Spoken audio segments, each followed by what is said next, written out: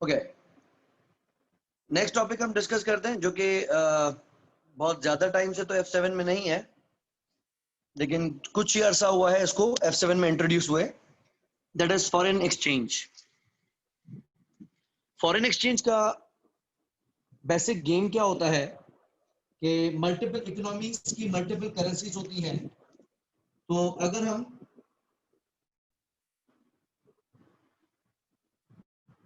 हम किसी भी फॉरेन करेंसी ट्रांजैक्शन में इन्वॉल्व होते हैं, तो हमारी अपनी कंपनी है और हमारी कंपनी ने अगर अपनी खुद की करेंसी के अलावा किसी दूसरी करेंसी में अगर ट्रांजैक्शन की है, तो उसको हम फाइनेंशियल स्टेटमेंट्स के अंदर किस तरह से रिपोर्ट करेंगे वो हमने देखना है। इसको वैसे डील करता है वन, जिसका नाम है इफेक्ट्स ऑफ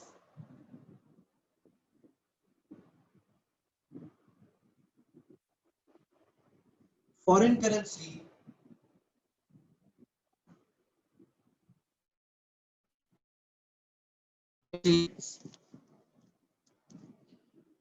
IS 21 बेसिकली तीन चीजों पर बात करता है।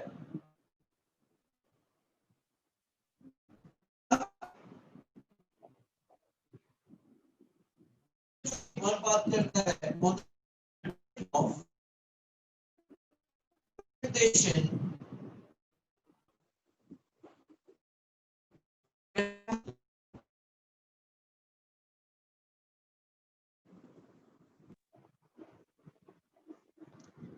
दूसरा IS 21 बात करता है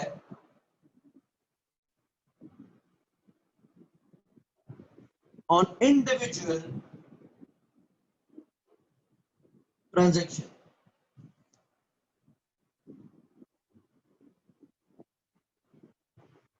और IS 21 तीसरा बात करता है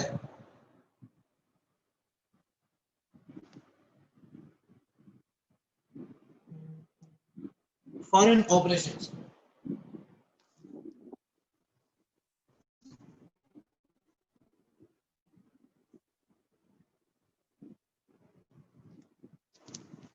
ओके, फॉरेन ऑपरेशंस का क्या मकसद है कि अगर किसी कंपनी के पास सब्सिडरी है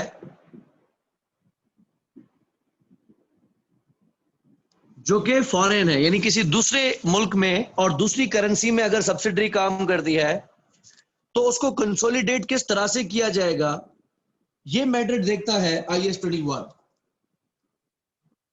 प्रेजेंटेशन एंड फंक्शनल करेंसी, इसकी सिर्फ डेफिनेशंस,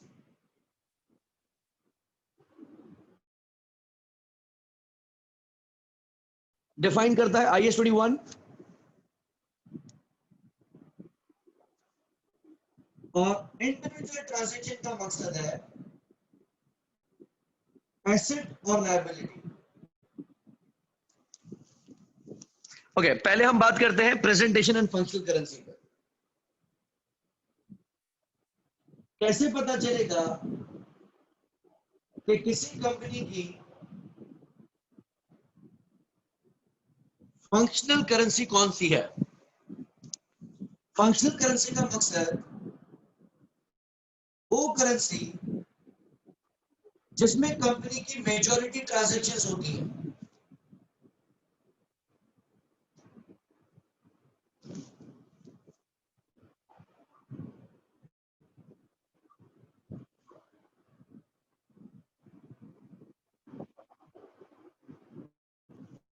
मोस्ट कॉमनली ये वो करेंसी होती है जो उस पर्टिकुलर कंट्री में चल रही होती है जिसमें सब्सिडरी ऑपरेट करती है। सो economic environment in which the company operates।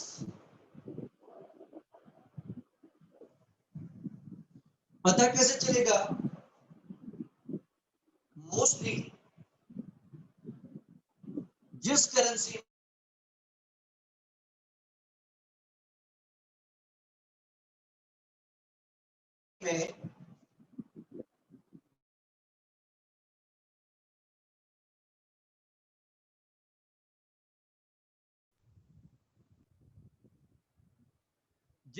में कंपनी अपनी सेलिंग प्राइसेस डिटरमिन करती है,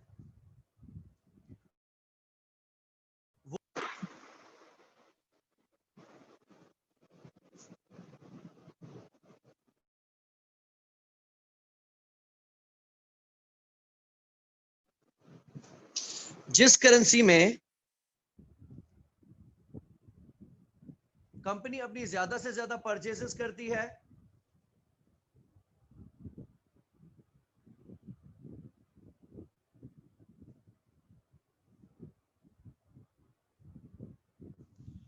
जिस करेंसी में कंपनी अपने फाइनेंसेस लेती, वो करेंसी नॉर्मली कहलाती है फंक्शनल करेंसी। ऑल्दो हमारे सिलेबस में ये बिल्कुल भी इंपॉर्टेंट नहीं है, लेकिन आपको कुछ फैक्टर्स पता होने चाहिए जिससे अंदाजा होता है कि इस कंट्री की या उस कंपनी की फंक्शनल करेंसी कौन सी है।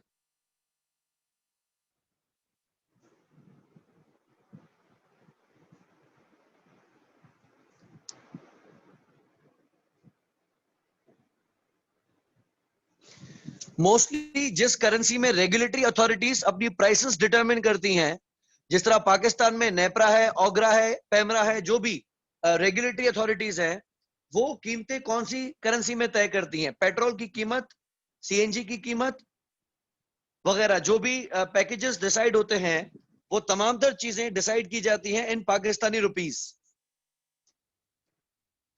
बहरहाल, तो एक होती है फंक्शनल करेंसी,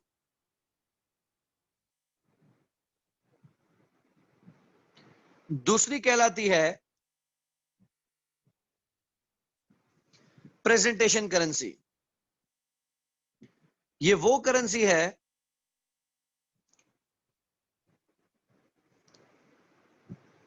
जिसमें कंपनी अपनी फाइनेंशियल स्टेटमेंट्स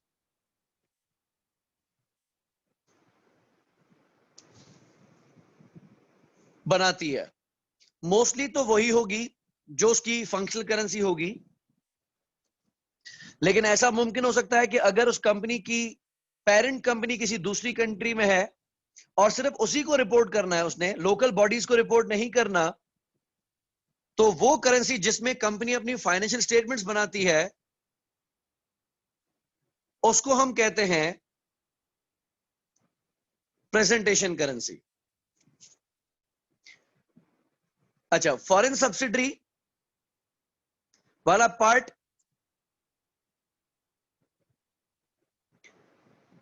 हमारे फाइनेंशियल रिपोर्टिंग यानी F7 का हिस्सा नहीं है, ये हमारे सिलेबस का पार्ट नहीं है।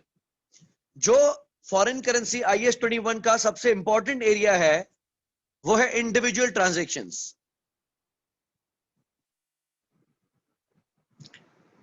इंडिविजुअल ट्रांजैक्शन से हमारा क्या मकसद है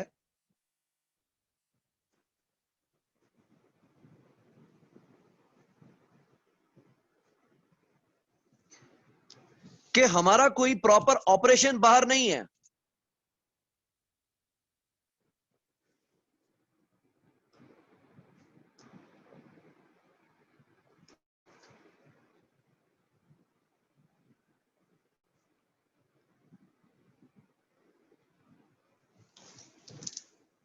लेकिन हमने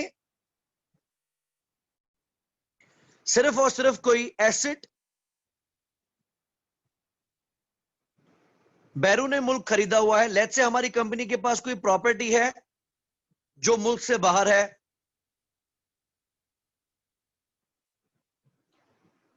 या हमने किसी दूसरी कंपनी के ऑर्डरी शेयर्स खरीदे हैं जो कि मुल्क से बाहर है,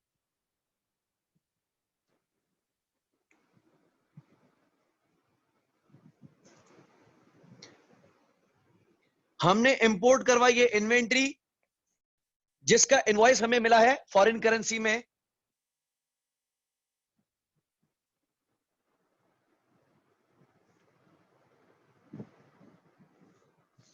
हमने कोई सेल्स की है जिसको इनवॉइस हमने किया है फॉरेन करेंसी में,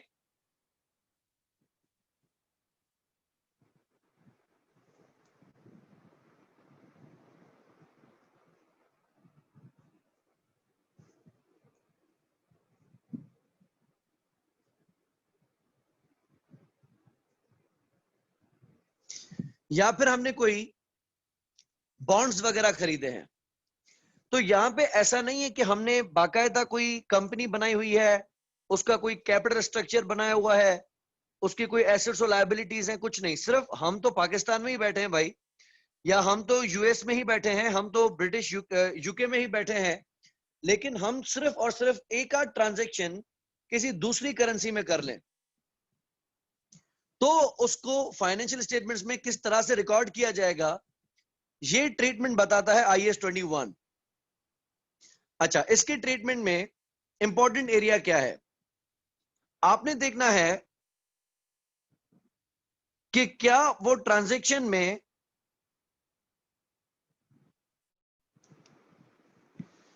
एसेट या लायबिलिटी मॉनेटरी है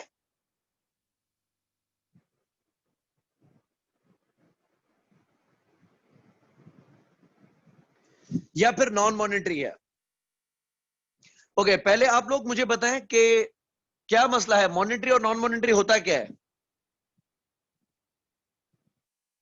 अपनी इजी लैंग्वेज वाला बता दे, जो मैंने आपको अक्सर बताया करता हूं, what is monetary and what is non monetary. तो नॉर्मली हम इसको कहते हैं financial and non financial, although इसमें टेक्निकल डिफरेंसेस हैं, लेकिन मैंने आपको बताया था कि FR लेवल पे इतना ज्यादा जरूरी नहीं है। अच्छा, अगर आपका कोई भी एसेट या लायबिलिटी मॉनेटरी है तो IAS 21 क्या कहता है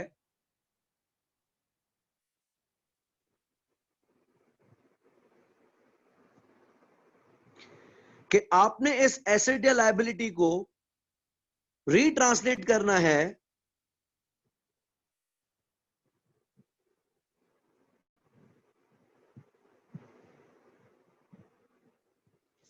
एट ईच ईयर एंड।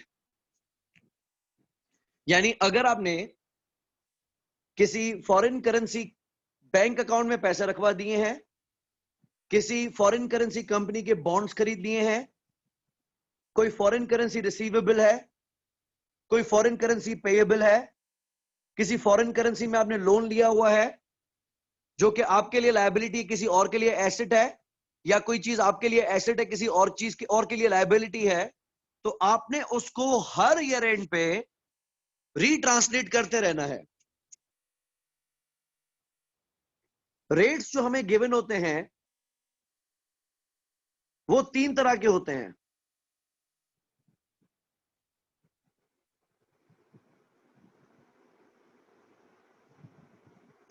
एक होता है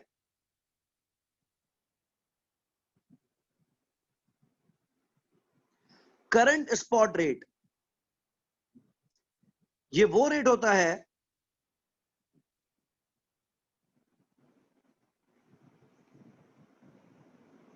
जो ट्रांजैक्शन वाले दिन पे चल रहा होता है। एक होता है क्लोजिंग रेट।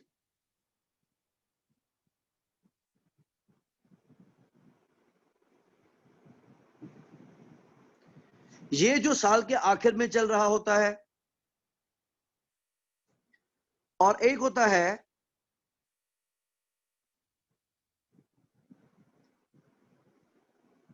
Average rate.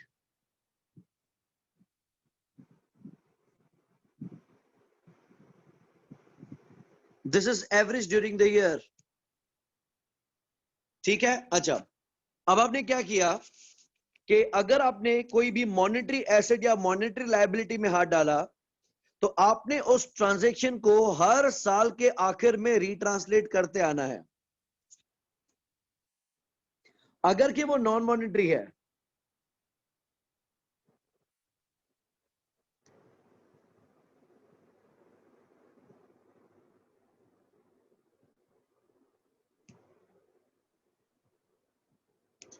इसको आपने हर साल रीट्रांसलेट नहीं करना,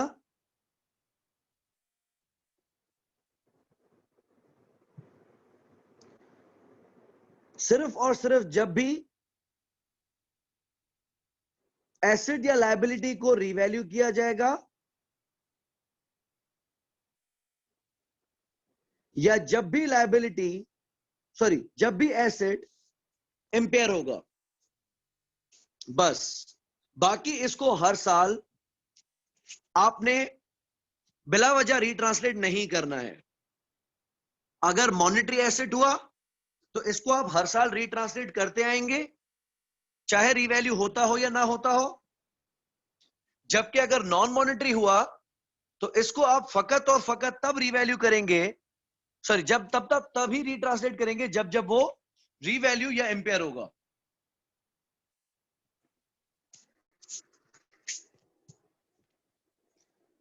एग्जाम्पल लेते हैं।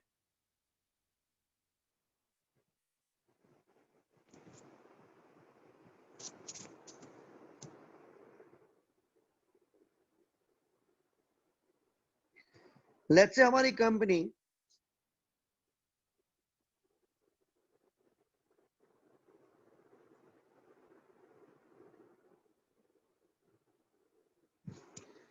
उसने एक प्लांट खरीदा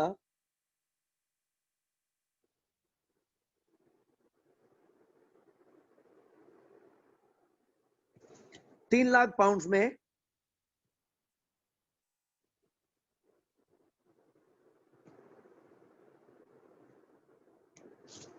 at 1st July 2019।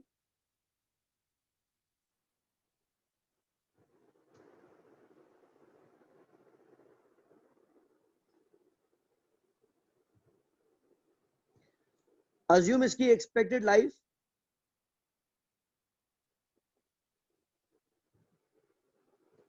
6 years है।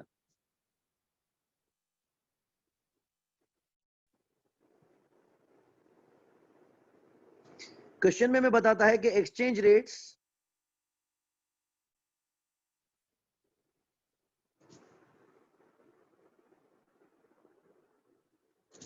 फर्स्ट जुलाई 2019 पे ये था,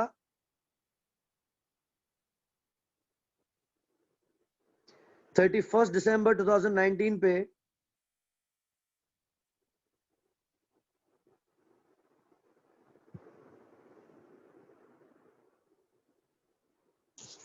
एंड 31 दिसंबर 2020 पे। अच्छा, हमने क्या करना है? सबसे पहले तो एसेट को रिकॉर्ड करना है।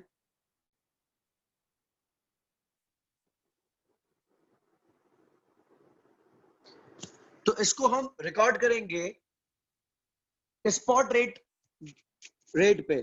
स्पॉट रेट क्या था? आपने कितने का खरीदा?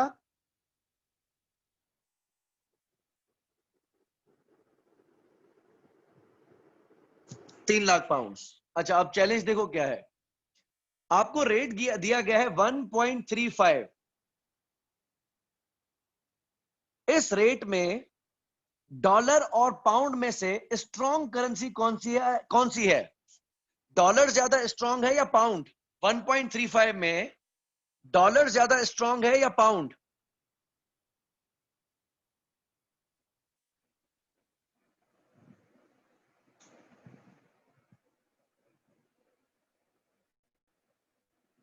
ओके, इस केस में आप कह रहे हैं पाउंड, क्योंकि 1.35 डॉलर्स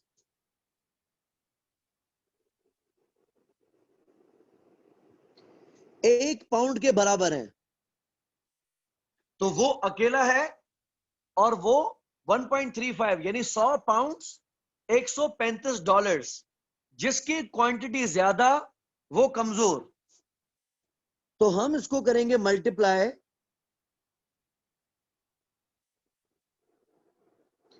1.35 पर पाउंड से।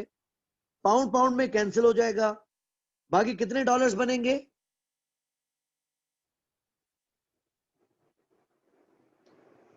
300,000 पाउंड्स। कितने डॉलर्स बनेंगे?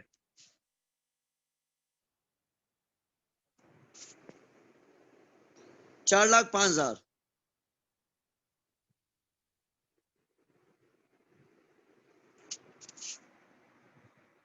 ठीक हो गया। अच्छा, अब मुझे ये बताओ कि आपने जो एसेट खरीदा है वो मॉनेटरी है या नॉन मॉनेटरी है?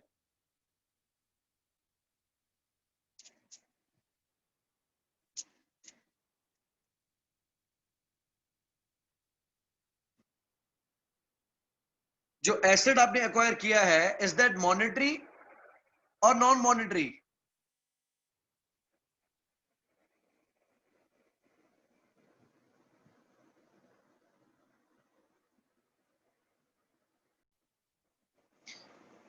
Correct. So it is a plant. Plant is just an asset for you, and it is not a liability or equity for another or any other. Or this cannot be easily converted into cash. अब आप भूल जाओ कि ये foreign currency वाला plant है, आपने इसको अब रीट्रांसलेट नहीं करना।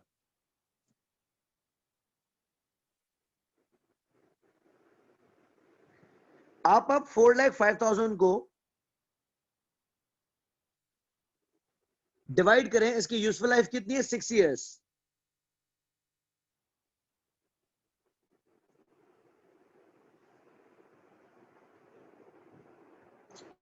तो डेप्रिसिएशन कितनी बनेगी? 67,500 पर एनम। बस आपने इसको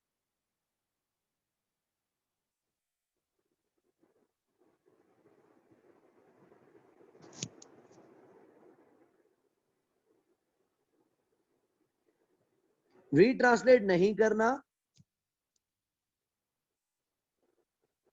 जब तक ये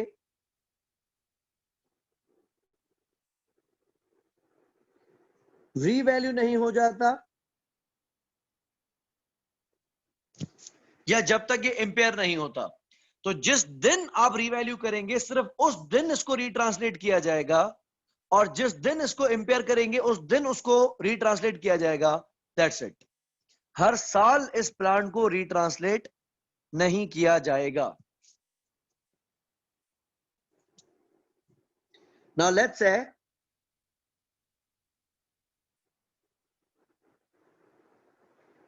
ये कहता है eight 31 December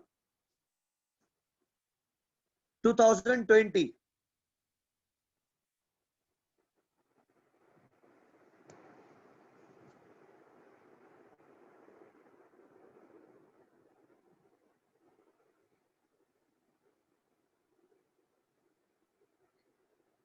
plant was revalued to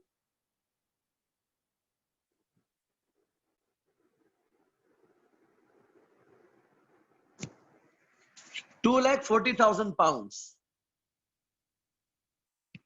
अब आप क्या करेंगे? पहले तो आपका ईयर एंड आ गया 31 December 2019।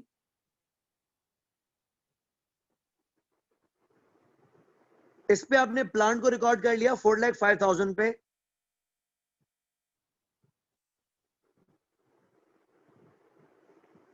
और इसमें से माइनस करेंगे हम अक्यूमुलेटेड डेप्रिसिएशन। पूरे साल की डेप्रिसिएशन है 67,500 और हमें 2019 तक 6 महीने गुजरे हैं, तो ये 33,750 से डेप्रिशिएट हुई है।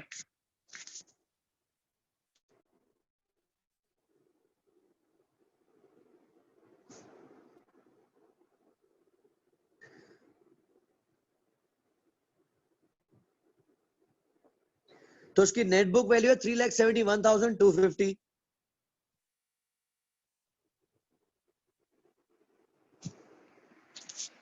अच्छा, अब आपने कैलकुलेट करनी है net book value at 31 December 2020।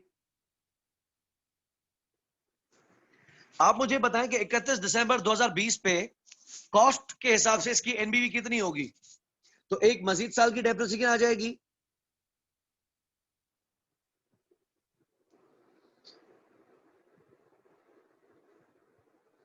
ये आ जाएगा 303750 पे।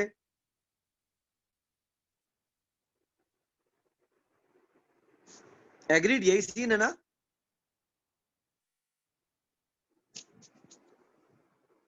सही है। तो डेप्रिसिएशन है 67,500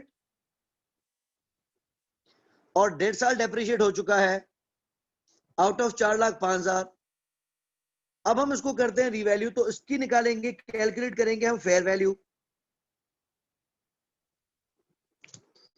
इस दिन फेयर वैल्यू उसने 2,40,000 फिर पाउंड्स में बताई है।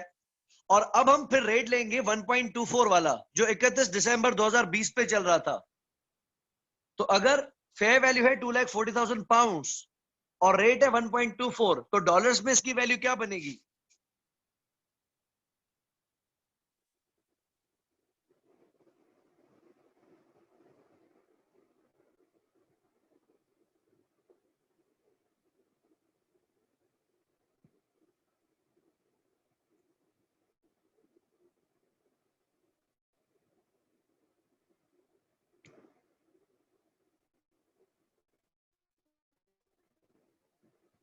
Yes, it's 240 multiplied by 1.24, 297,600.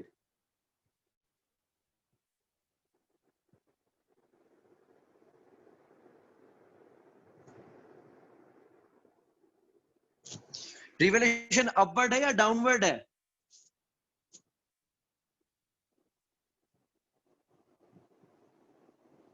कितने से?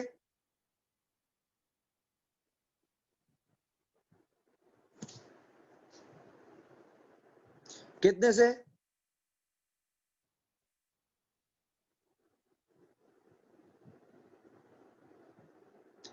6,150 से।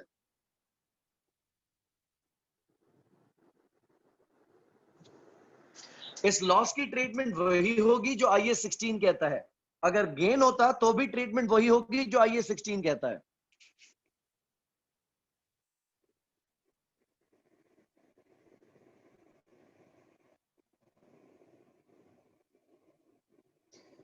तो 31 दिसंबर 2020 पे इसकी डेप्रिसिएशन को हमने 0 कर दिया।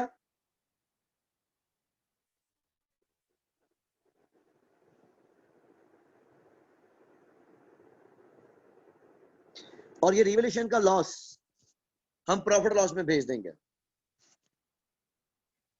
तो इसमें IAS 21 की कोई ज्यादा मदाखलत नहीं है। अगर आपके पास कोई नॉन मॉनेटरी एसेट है तो आपने उसको सिर्फ डेट ऑफ ट्रांजैक्शन पे ट्रांसलेट करना, नॉट रीट्रांसलेट बल्कि ट्रांसलेट करना है। और उसके बाद भूल जाना है कि ये कोई फॉरेन करेंसी में लिया गया एसेट है। जब तक वो रीवैल्यू या इंपेयर नहीं होता, तब तक वो उसी वैल्यू पे बना रहेगा।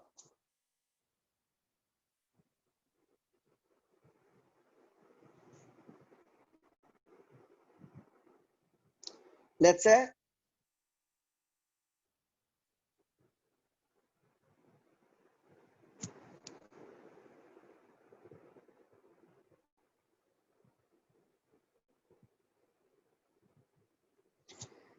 एक कंपनी ने इन्वेंट्री खरीदी है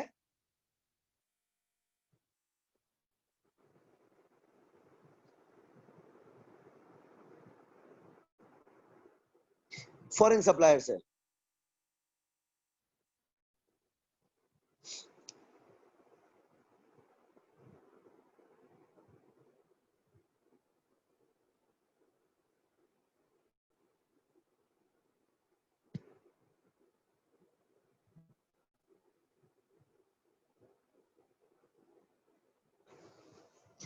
और ये खरीदी है इसने 16 दिसंबर पे।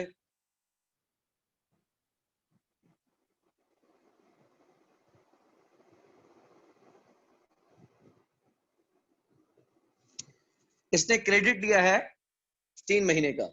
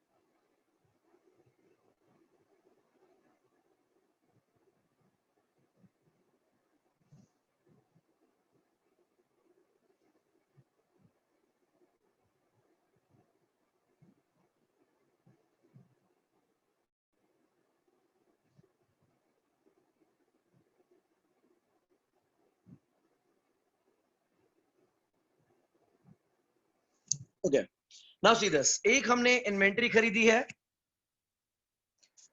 और हमने पेमेंट अभी नहीं की है। अब देखिए, एक ही ट्रांजैक्शन में दो चीजें हैं। पहले तो इसकी 16 दिसंबर की वैल्यू कैलकुलेट करते हैं।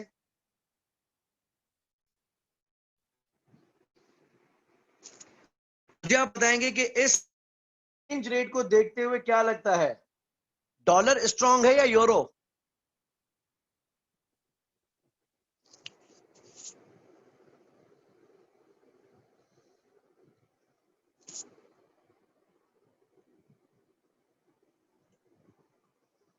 ओके, डॉलर स्ट्रांग है। Anyone else?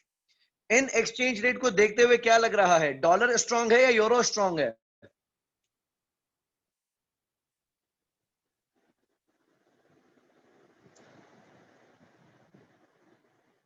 डॉलर। ओके, इसमें देखें 0.8 for Euros,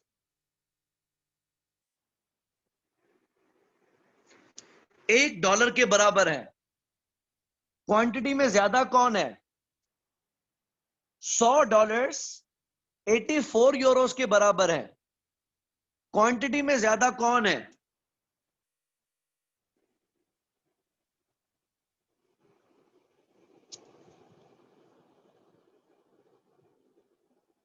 correct, euro strong है। फिर भी देख लें एक नजर,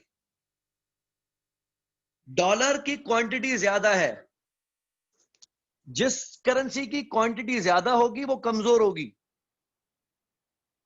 100 डॉलर्स 84 यूरोस के बराबर है। ठीक हो गया। अब एक चीज याद रखना, जब भी कभी हम स्ट्रांग करेंसी से वीक में जाएंगे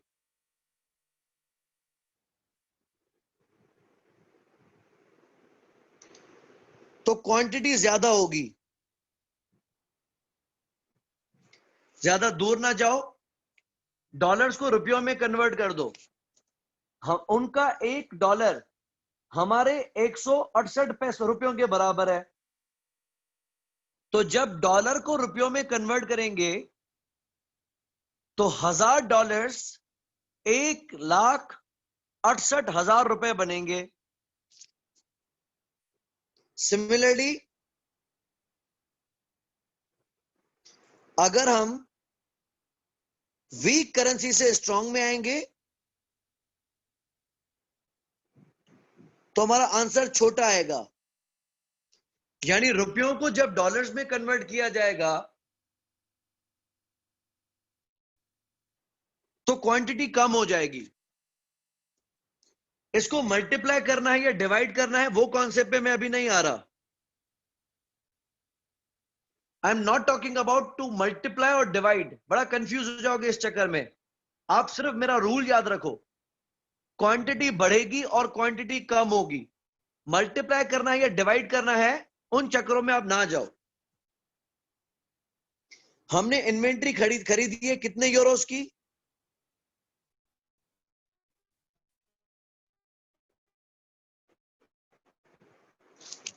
1,20,000 यूरोस की। इसको मुझे डॉलर्स में कन्वर्ट करके दिखाओ, कितने डॉलर्स बनेंगे?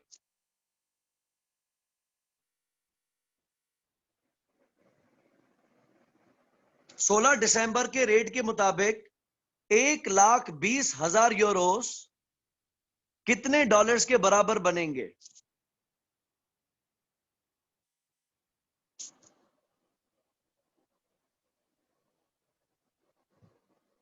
1,42,857, 1,08,000।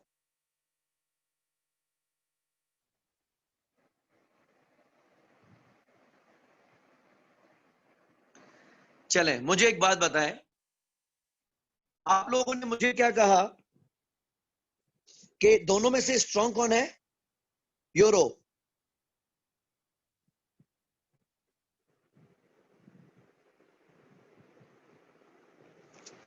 डॉलर वीक है। तो 1,20,000 यूरोस यानी स्ट्रॉन्ग, और आप इसको कन्वर्ट किस में करना चाह रहे हो? डॉलर्स में, यानी वीक करेंसी में। तो वीक करेंसी 1,20,000 से ज्यादा होगी या कम होगी?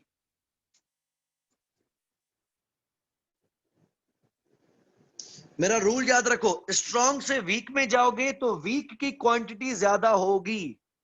1,20,000 ताकतवर यूरोस क्या 1,08,000 कमजोर डॉलर्स की बराबरी कर सकते हैं? करेक्ट, ज्यादा होंगे।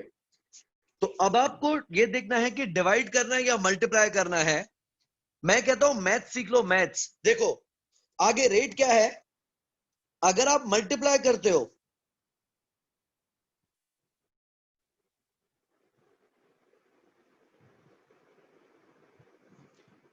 तो ये यूरो स्क्वायर हो जाएगा।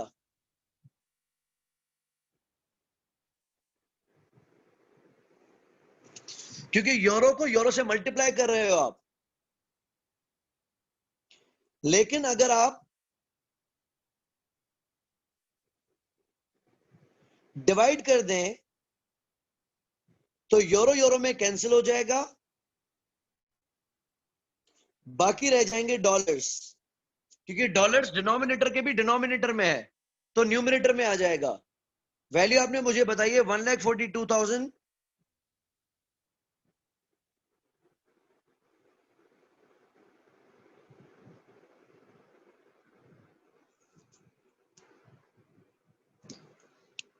857। अब देखें हमारे सामने दो चीजें आ रही हैं। आपने डेबिट करना है इन्वेंट्री को और क्रेडिट करना है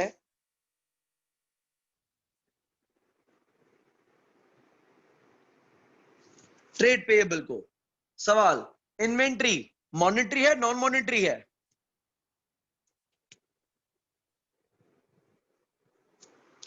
इन्वेंट्री मॉनेटरी है या नॉन मॉनेटरी है?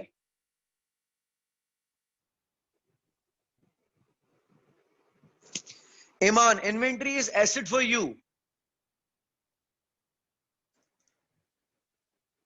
इक्विटी और लायबिलिटी किसके लिए होगी?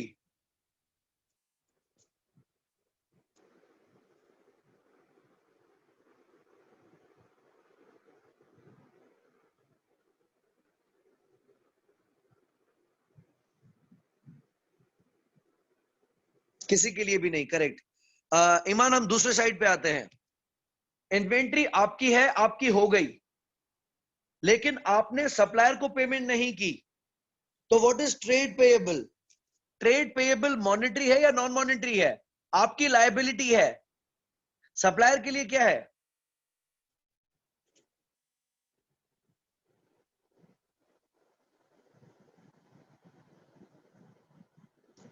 रिसीवेबल सजाद, यस एसेट। तो जो भी चीज आपके लिए लायबिलिटी और किसी और के लिए एसेट बनी तो इसको हम कहेंगे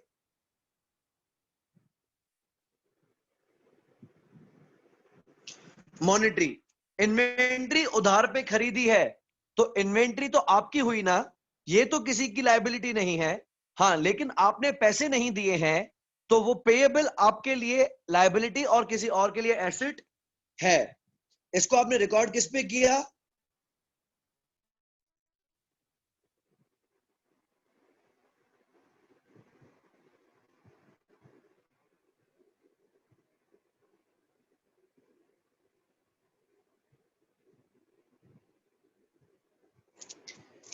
अब इन्वेंट्री को रीट्रांसलेट करना भूल जाओ।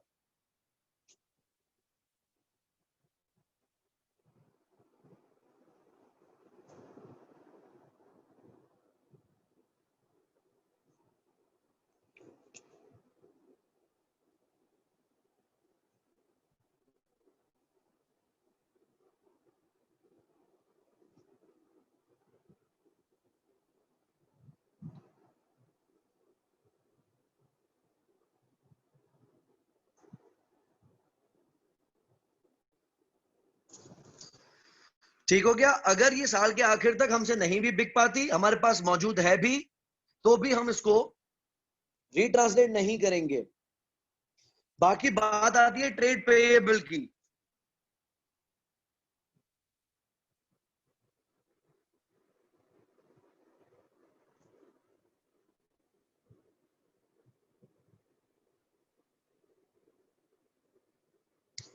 ओके, आप मुझे बताओ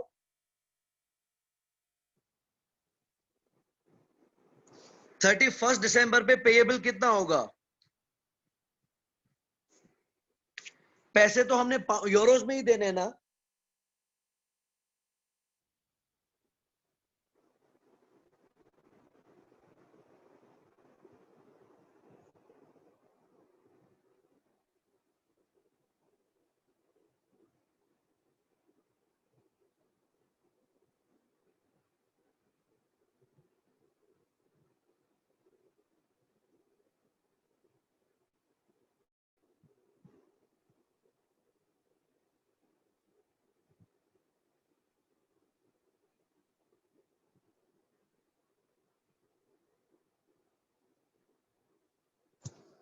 ओके, मल्टीप्लाई करना है, डिवाइड करना है, ये तरीका मैंने आपको बता दिया। मैथमेटिकली इसको सॉल्व करो। रेट क्या था? 0.90।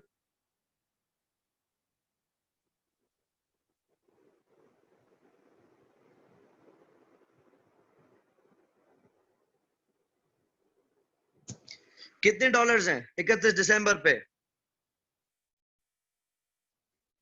ओके,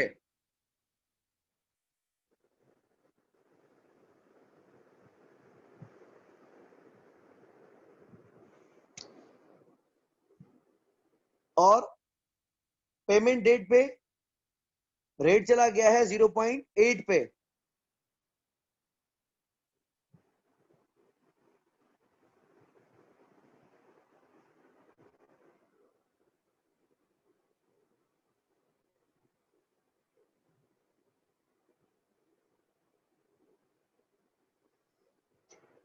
पेमेंट कितनी करनी है? 1.5 लाख।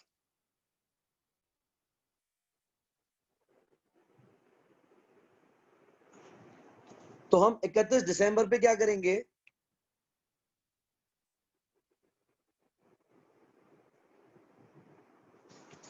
पेएबल हमारे पास रिकॉर्डेड है ऑलरेडी 142 पे, अब आ गया 133 पे।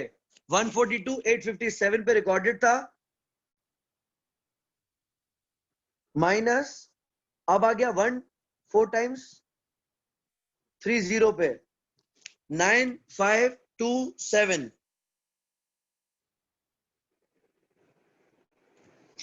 तो लायबिलिटी कम हुई है, डेबिट करेंगे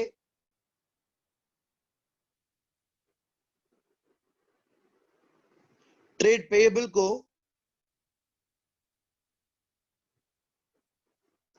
9527 से, और क्रेडिट करेंगे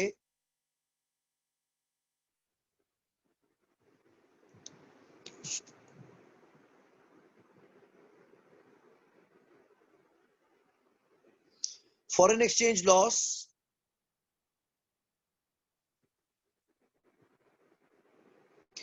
इसको हम कहते हैं एक्स डिफ, एक्सचेंज डिफरेंस। फिर बात आती है पेमेंट की।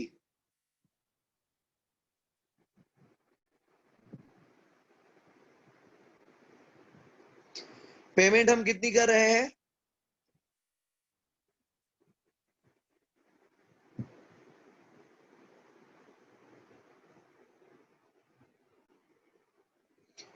जिस दिन पेमेंट करने गए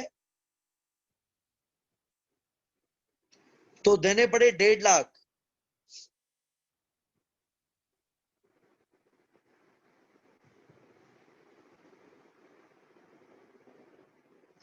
जबकि लायबिलिटी हमारे पास रिकॉर्डेड कितनी थी? 133,330।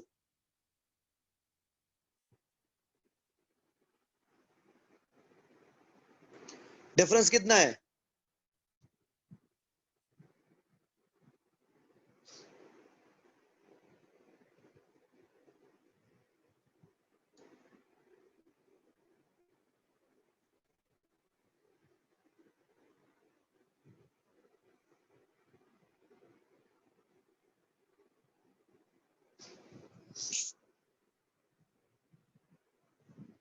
16,670।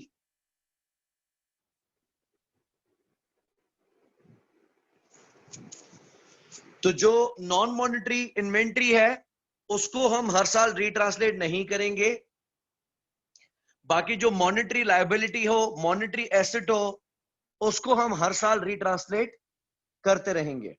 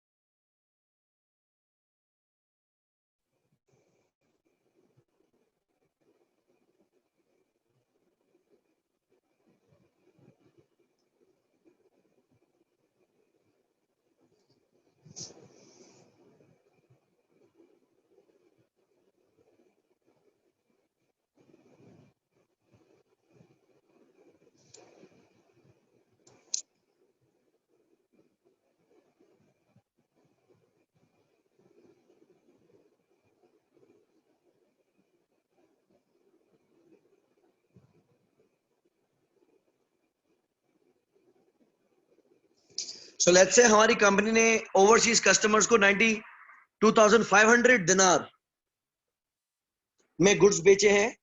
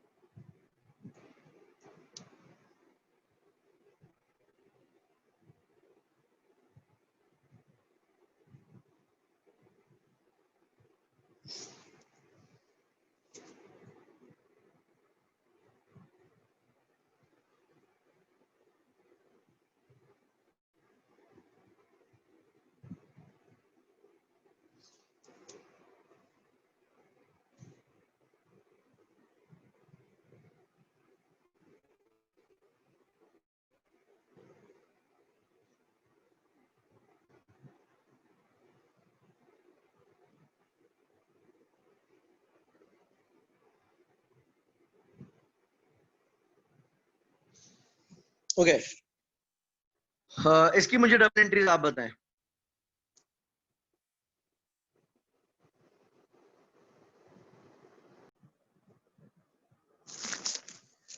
ओके, हमने गुड्स सेल किए हैं फॉर 92,500 दिनार्स। उस दिन एक्सचेंज रेट था 0.6 दिनार्स पर डॉलर। इसमें देखो वीक कौन है?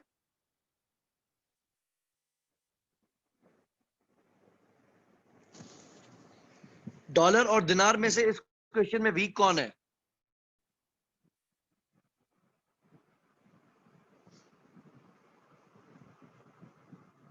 डॉलर। ओके,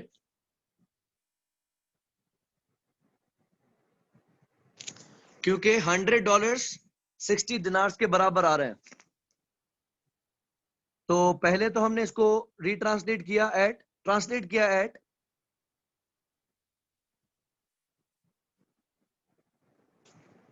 10th जून 92,500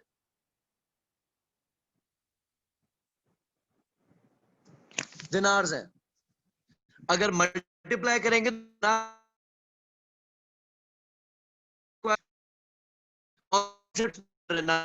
ना लॉजिक मिल रही है। अगर हम 92,500 को 0.6 से मल्टीप्लाई करेंगे तो आंसर छोटा हो जाएगा। स्ट्रॉन्ग से वीक में जाएं और क्वांटिटी कम हो, ये तो गलत बात है। तो हम क्या करते हैं, इसको करते हैं डिवाइड। डिवाइड में रेट आ रहा है 0.6 दिनार पर डॉलर। दिनार दिनार में कैंसिल हो जाएगा, डॉलर डिनोमिनेटर का डिनोमिनेटर है, न्यूमरेटर हो जाएगा। ये बन गया 92,500 डिवाइडेड बाय 0.6, 154, 170।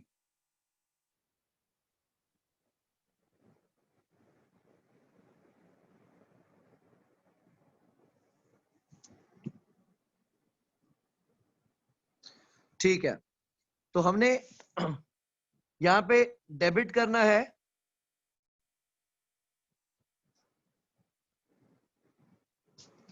ट्रेड रिसीवेबल को। रिसीवेबल मॉनेटरी है, नॉन मॉनेटरी है?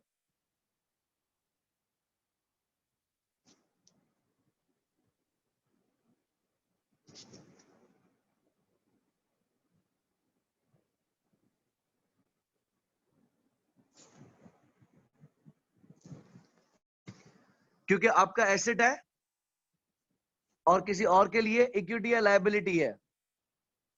इनफैक्ट लायबिलिटी है। सेल तो एसेट या लायबिलिटी नहीं है। अब सेल को तो भूल जाओ, बाकी रिसीवेबल को हम हर साल रीट्रांसलेट करते आएंगे।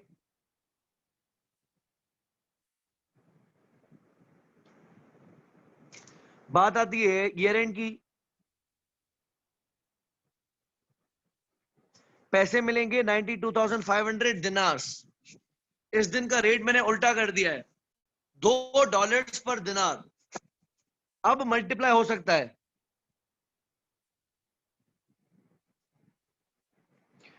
दिनार दिनार में कैंसिल हो जाएगा, डॉलर तो है ही ऊपर, तो 92,500 मल्टीप्लाई बाय 2, ये हो गया 1,85,000।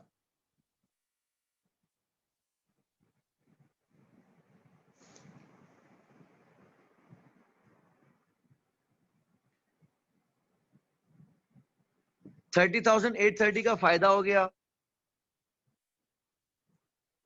डेबिट कर दिया हमने।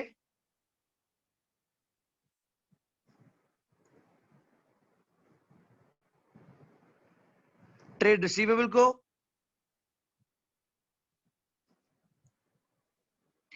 और प्रॉफिट लॉस में क्रेडिट करेंगे फॉरेन एक्सचेंज गेन को।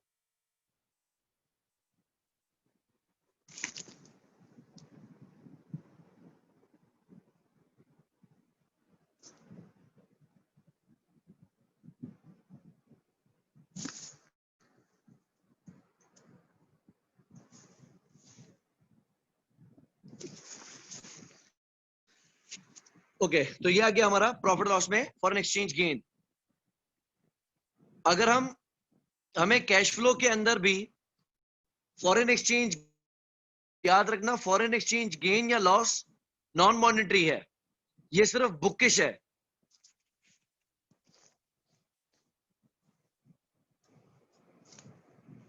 फिर आते हैं पेमेंट कब हुई है, 26 जुलाई पे।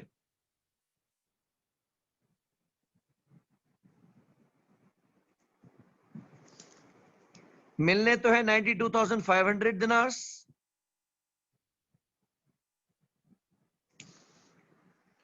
रेट फिर दिनार ऊपर डॉलर नीचे, तो मल्टीप्लाई करेंगे तो दिनार स्क्वायर हो जाएगा।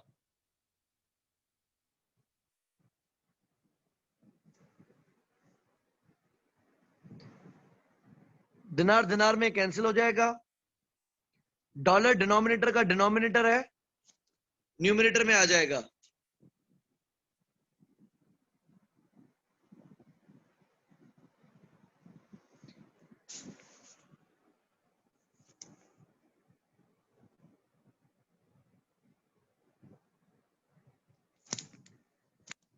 पैसे मिले हैं, डेबिट कैश,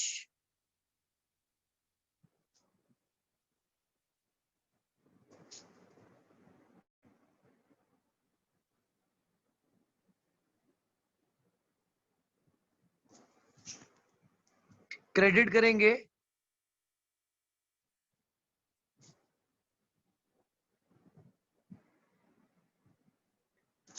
ट्रेड रिसीवेबल जो कि हमारा रिकॉर्डेड है 1,85,000 पे।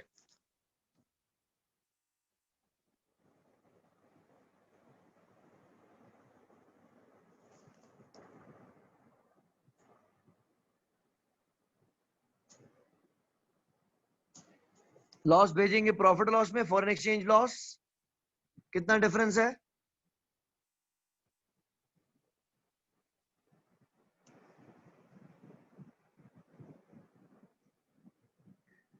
42,690।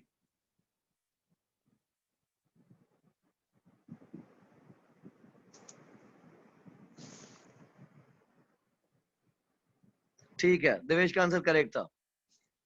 तो इस तरह से हम कोई अगर मॉनेटरी एसेट या लायबिलिटी होगी तो उसको रिट्रांसलेट करते जाएंगे। अगर नॉन मॉनेटरी एसेट या लायबिलिटी होगी तो हम उसको सिर्फ तब रिट्रांसलेट करेंगे जब वो रिकॉर्ड होगा, और उसके बाद सब्सिक्वेंटली सिर्फ तब जब वो रीवैल्यू होगा या जब वो इम्पेयर होगा। उसके अलावा उसको रेगुलरली रिट्रांसलेट करने की जरूरत नहीं है। आप भूल जाएंगे कि ये कोई फॉरेन करेंसी एसेट या फॉरेन करेंसी लायबिलिटी है। That's it. किसी को कंफ्यूजन हो तो पूछ सकते हैं।